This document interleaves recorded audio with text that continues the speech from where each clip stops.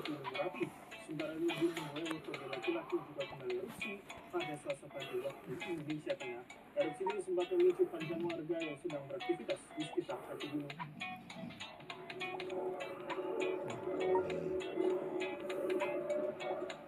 Rekaman CCTV BPTKG Yogyakarta menunjukkan detik-detik awan panas guguran keluar dari puncak Merapi pada pukul 8.55 waktu Indonesia Barat Selasa pagi.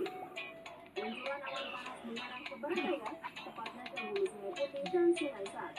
Data Pusdalov BPBD Kabupaten Magelang memastikan tidak ada laporan hujan abu vulkanik yang mengguyur pemukiman warga di sekitar lereng gunung. Pusdalov BPBD Kabupaten Magelang memastikan tidak ada laporan hujan abu vulkanik yang mengguyur permukiman warga di sekitar lereng gunung. Saat ini, status Gunung Merapi masih berada di level 3 atau siaga. Masyarakat diminta tidak melakukan kegiatan apapun di daerah potensi bahaya seperti guguran lava, awan panas guguran, serta banjir lahar hujan di sepanjang alur sungai yang berhulu di Gunung Merapi. Kami menerima laporan terjadi awan panas guguran sekitar pukul 8.55 dengan jalan menuju 2.000 meter dan mengarah ke barat atau mengarah ke arah Canduguk. Untuk dampak sampai dengan saat ini kami belum menerima atau mengkonfirmasi dari TRC terkait hujan abu di wilayah Kecamatan Kebun maupun Kecamatan Sawangan. Sementara itu, Gunung Lewotogi laki-laki kembali erupsi pada pukul 8.17 waktu Indonesia Tengah. Kolom abu teramati berwarna kelabu dengan intensitas tebal, condong ke arah barat dan barat laut. Erupsi direkam dengan durasi 1 menit 37 detik. Erupsi ini sempat memicu kepanikan warga yang sedang berada di kaki sekitar kaki gunung. Letusan abu vulkanik menutupi permukiman warga serta jalan Trans Pulau Flores hingga mengganggu aktivitas masyarakat. Saat ini, Gunung Lewotogi laki-laki masih berstatus level 3 atau siaga. Masyarakat dan wisatawan dilarang beraktivitas dalam radius 5 km dari pusat erupsi. Warga juga diimbau mewaspadai potensi banjir lahar hujan di sungai-sungai yang berhulu di puncak gunung jika terjadi hujan intensitas tinggi. Peliputan CNN Indonesia. Sebuah kapal tangkap pengangkut batu bara yang diusahakan dari Karawang di perairan Cibulu, Kabupaten Sukabumi di Maluku Barat Daya, dan tim SAR masih terus berupaya mencari 8 penumpang speedboat yang hilang di perairan Pulau Bali. Rekaman video amatir memperlihatkan kondisi fisik kapal tangkap pengangkut batu bara Titan 70 dalam posisi miring saat berada di tengah laut perairan Cibulu, Kecamatan Tegal Bulet, Kabupaten Sukabumi sejak Jumat lalu. Kapal tangkap yang sedang dalam perjalanan dari Lampung menuju Cilacap ini karam setelah mengalami kerusakan pada kapal tugboat penarik tongkang. 16 anak buah kapal sempat terombang-ambing di tengah laut selama 2 hari dengan kapal darurat sebelum akhirnya ditemukan oleh nelayan. Beruntung insiden ini tidak menimbulkan korban jiwa. Kapten dan anak buah kapal berhasil diselamatkan nelayan lalu dievakuasi ke pantai ujung Genteng.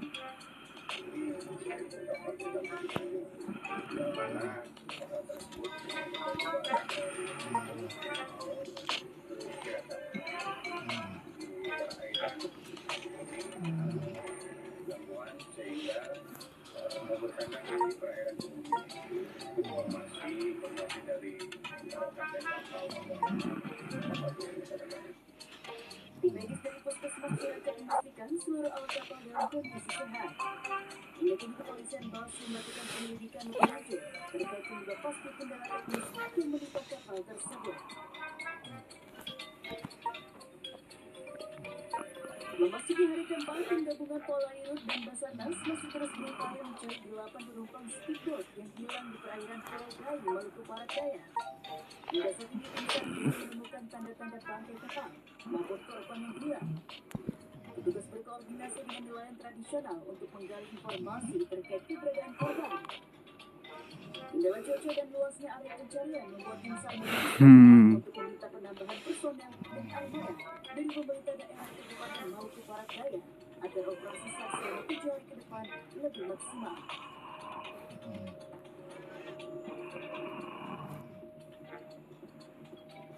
Sebelumnya pada Kamis 11 Juli lalu, sebuah speedboat dengan 10 penumpang dilaporkan karam setelah dihantam ombak tinggi dan angin kencang saat dalam perjalanan dari desa Sindangkusi menuju Pepa. Speedboat tenggelam di perairan Pulau Dai, Kabupaten Maluku Barat, Kalimantan. Akibat insiden ini, 8 orang yang masih satu keluarga, terdiri dari 2 laki-laki, 4 perempuan, dan 2 anak-anak, dinyatakan hilang. Sementara 2 penumpang lainnya berhasil selamat usai berenang selama berjam-jam menuju daratan. 2 korban selamat diketahui bernama Yakob Amandova, 22 tahun, dan Ignatius Makrengkoli, 42 tahun. Tim Liputan CNN Indonesia. Libur tahun baru Islam yang bertepatan dengan masa libur sekolah mendorong lonjakan jumlah penumpang kereta cepat bus. Dan hingga Selasa pagi, tiket yang terjual sudah mencapai 7.000 lembar dan diprediksi akan terus bertambah. Masyarakat memanfaatkan momen libur panjang untuk bepergian menggunakan kereta cepat bus, dan pihak KCIC mencatat peningkatan signifikan jika dibandingkan dengan hari biasa. Sebagai gambaran, pada Senin jumlah tiket yang terjual mencapai sekitar 12.000 lembar.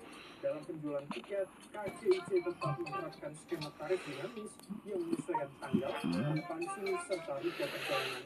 Untuk kelas premium ekonomi, harga tiket dibanderol mulai dari Rp250.000, dan untuk mendukung kebutuhan perjalanan, KCIC juga menyediakan program diskon rombongan sebesar 10 hingga 20%. Syaratnya pembelian minimal 20 tiket untuk satu kali jalan atau 10 tiket untuk perjalanan pergi dan pulang. Selasa tanggal 16 Juli 2026 merupakan dengan hari libur tahun baru Islam. KCIC melihat adanya peningkatan jumlah penumpang kereta cepat bus dibandingkan hari-hari biasanya. Adapun sampai pagi hari ini pukul 8 pagi ini tiket bus yang sudah terjual mencapai sebanyak 7.000 tiket dan masih akan terus bertambah seiring dengan penjualan masih terus berlangsung. Adapun kemarin tanggal 15 Juli yang sudah terjual mencapai sekitar 17.000 tiket. Dan itu mengimbau pada seluruh masyarakat untuk dapat segera melakukan pemesanan tiket bus baik melalui aplikasi Wus, website kcic.co.id maupun seluruh mitra menjual tiket bus lainnya. KCIC dalam program jualan tiket bus terus menerapkan namanya tarif dinamis, yaitu tarif yang disesuaikan dengan tanggal keberangkatan, okupansi, rute perjalanan, dan faktor-faktor lainnya.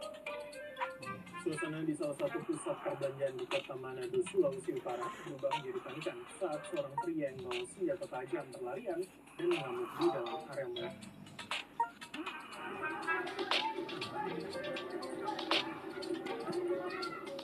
Suasana panik terjadi di kawasan Manado Town Square, Manado, Sulawesi Utara pada Senin 15 Juni 2026 kemarin. Orang terlihat berlarian menghindari sesuatu untuk menyelamatkan diri. Dari sejumlah video yang beredar di media sosial terlihat pria yang diduga membawa senjata tajam inilah yang menjadi pemicu kepanikan para pengunjung mal.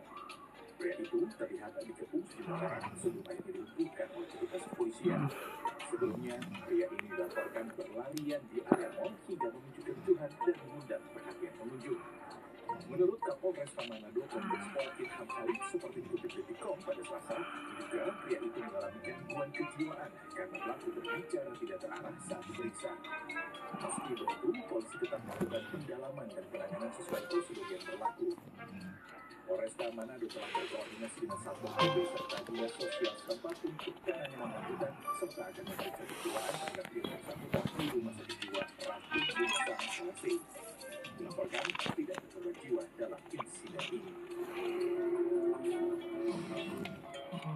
Menteri Keuangan Purbaya Budi Sadiwak mengusulkan pancung indikatif Kementerian Keuangan untuk tahun 2027 sebesar 49,80 triliun, sama dengan pagu anggaran 2026.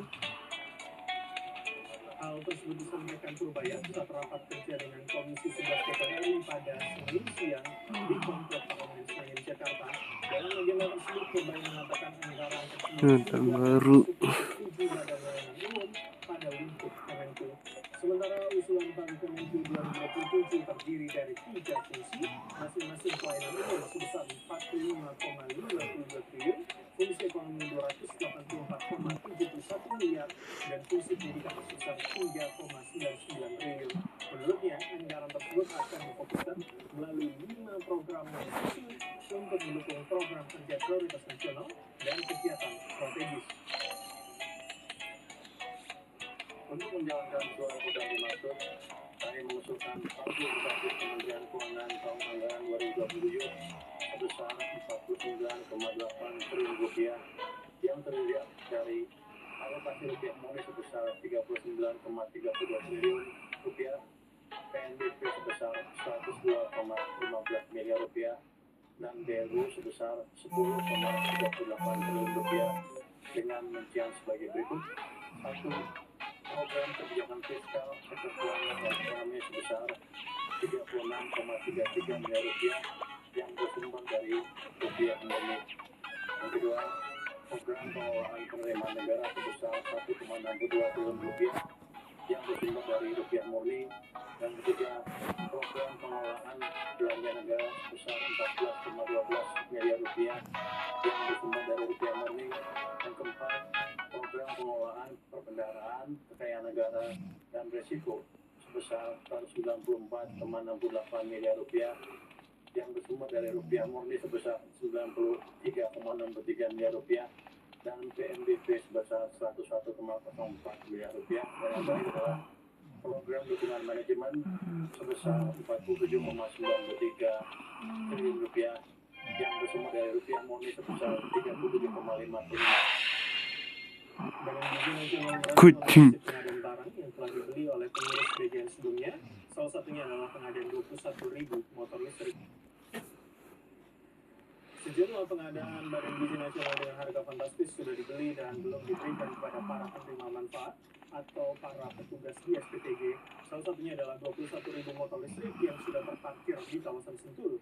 Badan Gizi Nasional menyebut saat ini pihak BGN akan fokus memberikan barang-barang yang sudah dibelanjakan diberikan kepada penerima secara maksimal. Wakil Kepala BGN Arum Sari menyebut pengadaan barang tersebut bukanlah hanya motor listrik, melainkan masih banyak lagi pengadaan yang sudah dibelanjakan. Ya, nanti ini kami akan meminta informasi juga ke kejaksaan ya. Lalu poinnya sebenarnya gini, secara keseluruhan ya, bukan cuma motor nih. Semua yang sudah dibelanjakan di 2025 termasuk IT ini sebenarnya kami inginnya itu dimaksimalkan. Ya, jadi bukan cuma untuk motor lah, itu mungkin ada kebijakan tersebut. Tapi poinnya nggak cuma itu sih, kemarin kan sudah ada bilang laptop, IoT, TV dan sebagainya yang memang sudah terlanjur dibayar, dimaksimalkan. Nah itu salah satu cara juga 2026 kami sisir anggarannya, yang dan kurang lebih outputnya akan sama dengan yang 2025. Kami bilang no, itu nggak ada lagi di 2026. Lakukan, lihat dulu, saya terutama untuk IT saya betul-betul lihat mana yang masih bisa dipakai, kita akan pakai. Kalau masih kurang kita lengkapi, itu nanti kita tambahkan di 2026. Tapi prinsip secara umum saya nggak bicara satu-satu sih, motor lah apa enggak. Tapi prinsip secara umum yang sudah keluar di 2025 adalah generasi kedua harus kita maksimalkan pemanfaatannya itu. Dan usai sudah Prime News pada malam hari ini, saya Bram Herlamang pamit undur diri. Selamat malam, sampai jumpa.